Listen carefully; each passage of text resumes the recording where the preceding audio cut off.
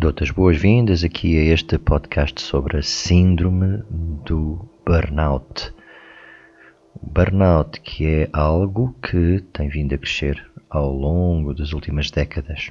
E é muito comum nas nossas sociedades mais desenvolvidas, meios urbanos, mas principalmente dentro das organizações, em meios empresariais, onde se joga a produtividade, onde se joga a competitividade, onde há o jogo das funções e dos cargos. Enfim, leva os indivíduos a lutarem por recursos, a quererem algo, a lutarem por algo que muitas vezes não é essencial, mas os leva ao esgotamento emocional. Que é disso que se trata. Burnout é um esgotamento emocional. A incapacidade já de sentir, de encontrar um sentido de vida, de encontrar um significado quando o indivíduo fica completamente vazio. Mas vamos começar aqui por alguns dados. Como é que esta síndrome se pode desenvolver? Primeiro, os trabalhos passivos traduzem a segunda grande causa de problemas no trabalho. Trabalhos passivos. Uma vez que, face às poucas exigências psicológicas e de reduzida latitude de decisão, se pode assistir à gradual perda de competências dos indivíduos. Este tipo de trabalhos pode conduzir à falta de motivação profissional, à depressão e à reduzida participação nas esferas do lazer e da vida. Portanto, são mais trabalhos repetitivos, são trabalhos de rotina em que não exige do indivíduo decisão, capacidade de escolha, capacidade de decisão e também desafio psicológico. Ora, se as pessoas não têm a oportunidade ou não a procuram ou não a aproveitam de se atualizarem, de se renovarem a nível profissional, na maior parte dos casos começam por sofrer de monotonia terminal e de burnout. Vamos por partes. Aos 25 anos, toda a gente tem algum talento para fazer alguma coisa. Mas o truque aqui é ter também talento na meia-idade, a partir dos 40, 50 anos. Muitas pessoas, por volta dos 40 anos, simplesmente caminham adormecidos, reproduzindo este estado para o resto das suas vidas. O poeta Robert Frost, poeta inglês, ilustra bem esta figura dizendo: o cérebro é um maravilhoso órgão. Começa a funcionar no momento em que você se levanta de manhã e não para até você chegar ao trabalho. E isto ilustra bem, porque muitas pessoas guardam as energias para os seus interesses depois de cumprir um horário de trabalho. Isto mesmo foi mencionado por Robert Frost e também por Katz de Vries, o guru da liderança europeu. Pois bem, trabalhos ativos, pelo contrário, em contraposição aos trabalhos passivos, como foi dito atrás, estes trabalhos ativos promovem a aprendizagem contínua e motivam ao desenvolvimento de novos padrões comportamentais, caracterizando-se por mais exigentes psicologicamente, envolvendo os indivíduos na resolução de problemas, tomada de decisões, novas escolhas, na elaboração de novas soluções e contribuindo assim para o crescimento tanto profissional como pessoal. Portanto, o truque está em todos nós, indivíduos, apesar de podermos atribuir algumas responsabilidades às organizações, ao meio onde nos encontramos a ganhar o nosso salário, é também assumirmos a responsabilidade e procurarmos um sentido, procurarmos fazermos escolhas e não nos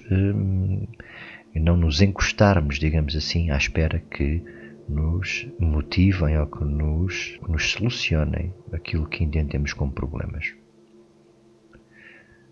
Há um outro fator que contribui para o aumento do stress, é o que se chama de suporte social. O suporte social é um verdadeiro amortecedor dos efeitos negativos do stress, pois assenta numa característica humana e essencial, que é a relação com os outros. Dois investigadores, Karasek e Thiorel, 1990, afirmaram mesmo isto e definem 4 tipos de trabalhadores, 4 tipos de pessoas nas organizações. Primeiro, o líder participante, com exigências, controle e suporte social elevados. Depois temos o herói cowboy, exigências de controle elevado, mas reduzido suporte social. Temos também o camarada obediente, que tem exigências elevadas e controle reduzido, mas suporte social elevado.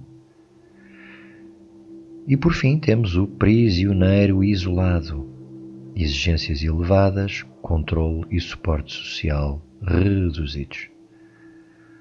Aqui o suporte social trata-se de relacionar-te com os outros no trabalho, os colegas, onde podes desabafar, onde podes pedir ajuda, que te podem encorajar, que te podem dar algum suporte quando te sentes mais estressado. E esse suporte social é extremamente importante para contrariar efeitos nefastos do stress e do burnout, aliás, que conduzem ao burnout. Destes 4, portanto, o líder participante, o herói cowboy, o camarada obediente e o prisioneiro isolado, o líder participante assegurará maior rendimento e o prisioneiro isolado acusará maior tensão psicológica. Portanto, lembrar que o líder participante tem exigências, controle e suporte social elevados, enquanto o prisioneiro isolado tem exigências elevadas, mas tem um controlo e suporte social reduzidos. Portanto, um controlo sobre a tarefa, um controlo sobre o seu processo de trabalho e suporte reduzidos. O investigador português Marco Ramos, primeiro doutorado em Portugal nesta área do stress, deixa 5 ideias base que formam o conceito de stress. Vamos à primeira. O trabalho encerra características e exigências que podem provocar situações de stress. Isto é perfeitamente aceitável e normal. O trabalho é desafiante em todos os termos, em termos de competências, em termos de relacionamentos humanos, em termos de relacionamentos com os teus pares ou com as tuas chefias. Vamos ao número 2. É a percepção dos indivíduos que determina o valor do stress. Portanto, muito stress vem mais de uma percepção, de uma forma de ver a vida e que traz para ti sentimentos mais negativos. Número 3. As pessoas participam ativamente nos processos de stress porque os tentam resolver, tolerar, reduzir ou minimizar. Número 4. As características individuais e o relacionamento interpessoal, portanto o suporte social, influenciam as respostas de stress das pessoas. Quanto melhor for o relacionamento interpessoal e o suporte social, mais as pessoas se sentem pacificadas em relação a sensações de stress. E finalmente o número 5. As respostas de stress podem degenerar em problemas de saúde e doenças, portanto ao nível individual, e consequentemente em quebras de produtividade. E aqui trata-se mais a um nível organizacional.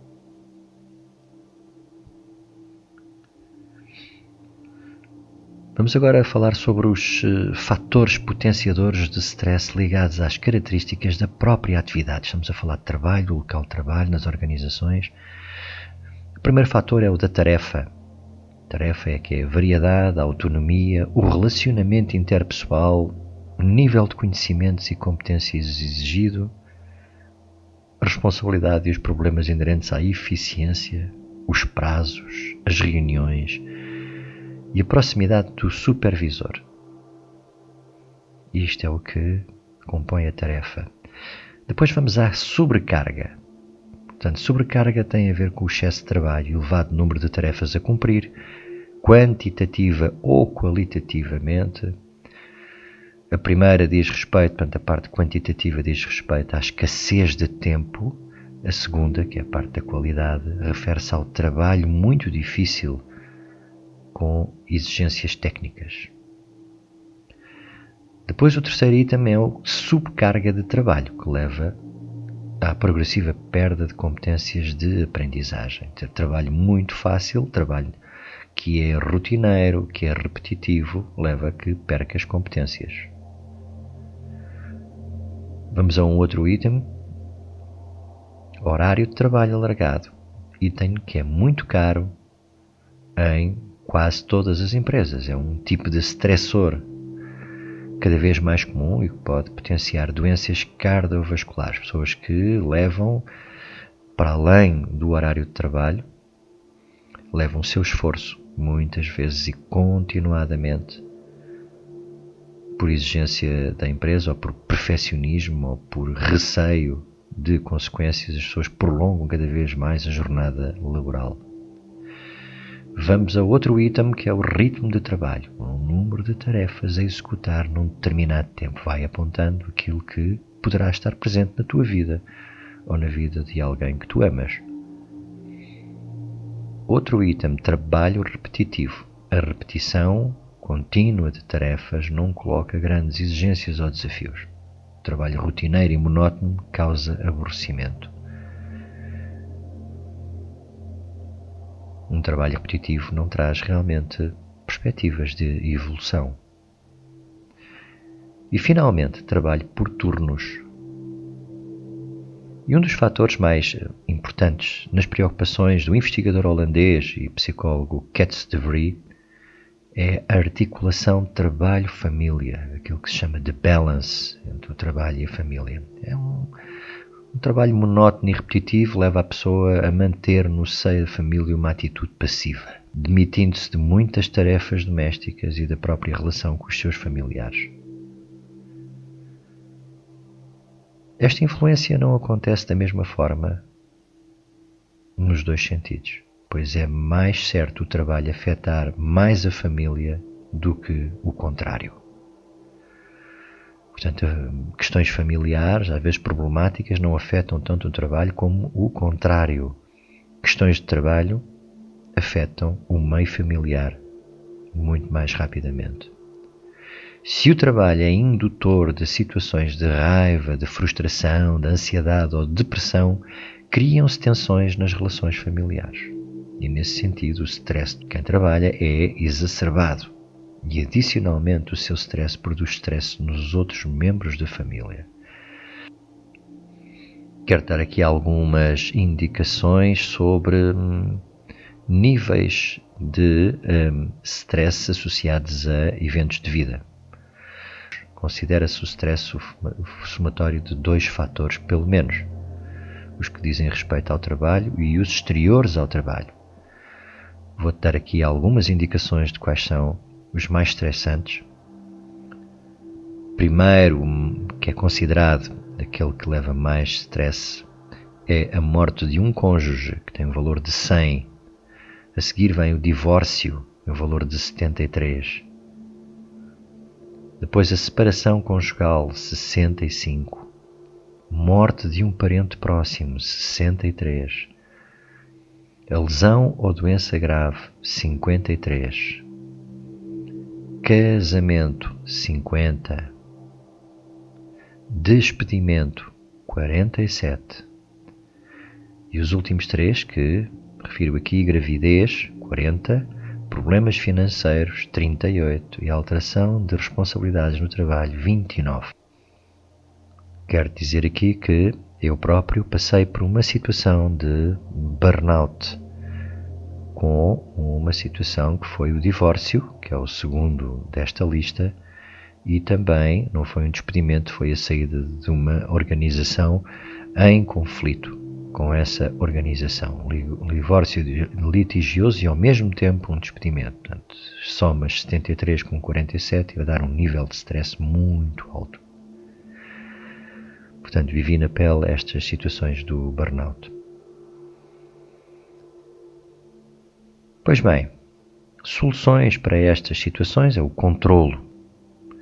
habituar-nos a autocontrolarmos. O controle é o principal moderador dos efeitos de stress e o recurso pessoal que mais probabilidades encerra para garantir o sucesso na forma como se lida com o stress. Isto mesmo é confirmado pelo investigador Marco Ramos no seu livro Desafiar o Desafio.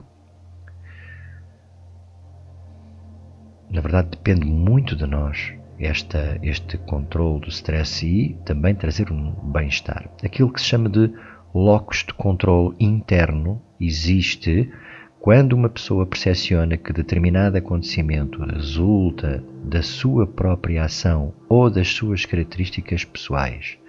Portanto, a pessoa olha para dentro e assume a responsabilidade, que é o locus de controle interno.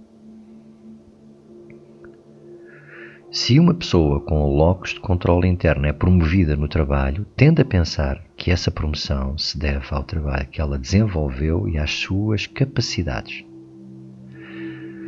De outro modo, o locus de controle externo designa a percepção de que um dado acontecimento não depende completamente da ação individual, mas é tipicamente percebido como resultado da sorte, do acaso, do destino, ou sob o controle de outros poderosos, ou como imprevisível, dada a complexidade das forças que o rodeiam.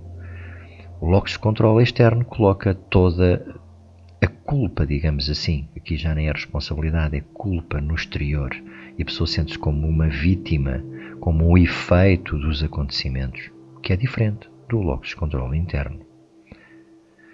No caso de uma promoção, a pessoa com controle externo tenderá a sentir que ela resulta da sorte, da decisão do seu chefe, ou porque não havia mais ninguém para promover. Agora repara, uma pessoa com locus de controle interno será mais capaz, mais poderosa para lidar com as exigências e constrangimentos implicados na situação estressora. Assim, a pessoa com locus de controle interno será mais capaz, mais poderosa para lidar com as exigências e constrangimentos implicados na situação estressora. Pessoas com controle interno. 1. Mais atentas às circunstâncias ambientais que lhes podem dar pistas acerca do comportamento futuro. Uma postura de responsabilidade. 2.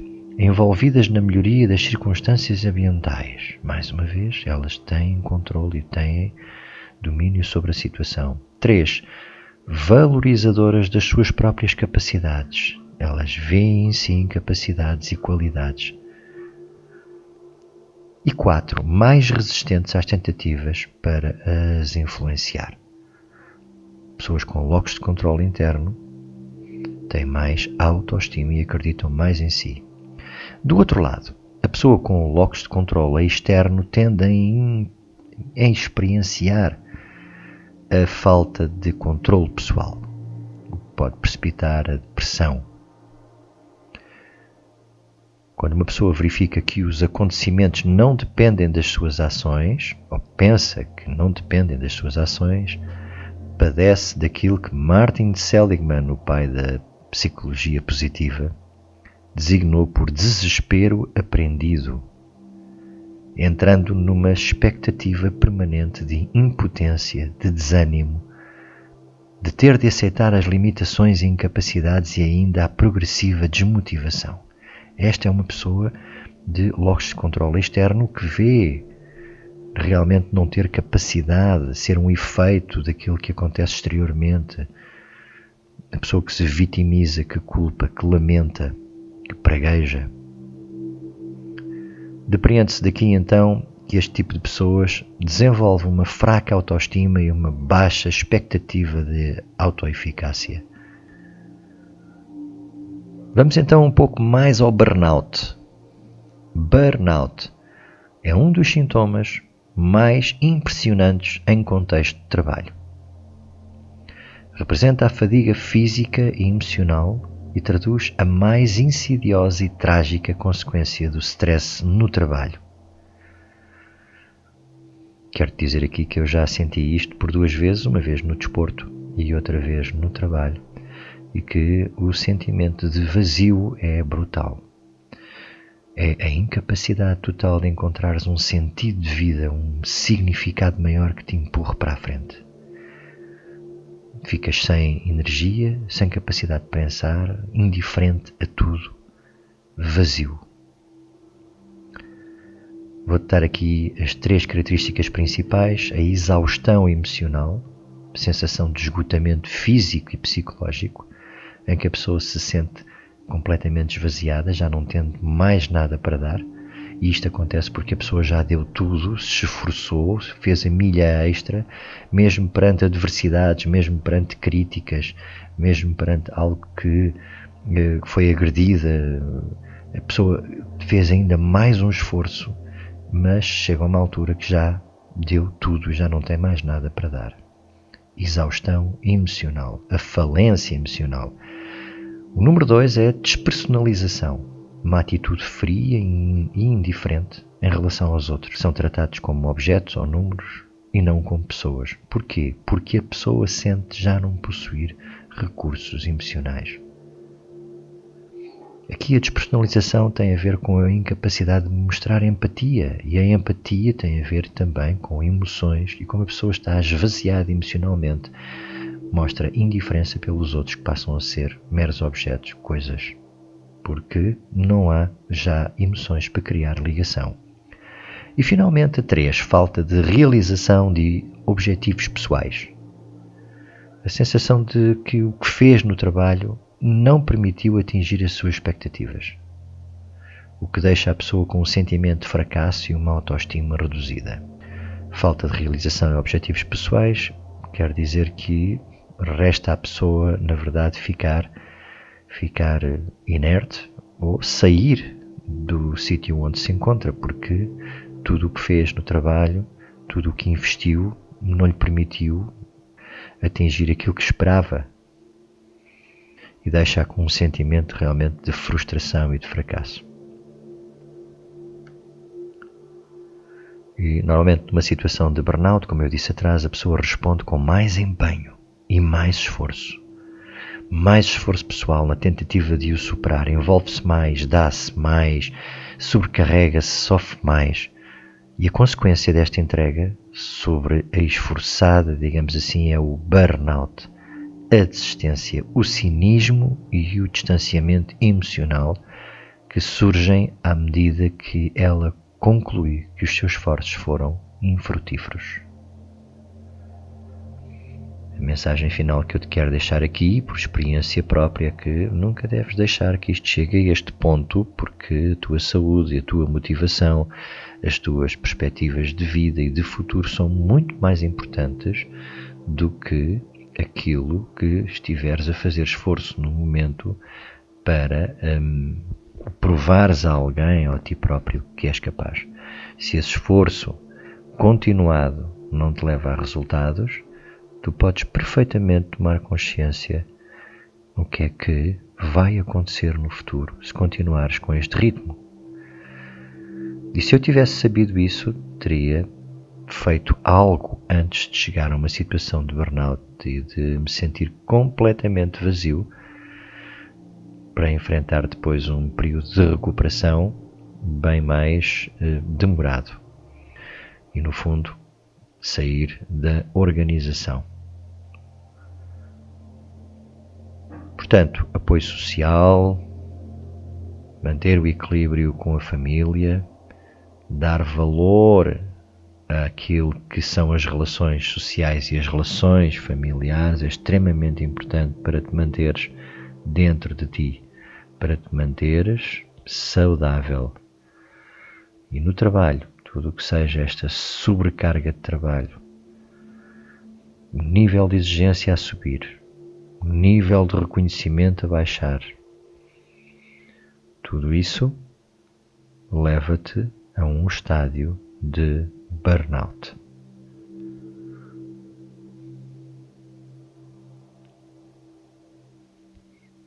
Muito bem, grato pela tua presença aqui neste podcast. O intuito principal era ganhares a consciência do que é o burnout e das consequências, e também de, ao saberes o que é poderes prevenir a sua chegada, porque o burnout é o culminar de um processo e dentro desse processo é possível desenvolver estratégias antes de chegar àquele ponto último de não retorno que é chamado de burnout. Fica bem e até breve.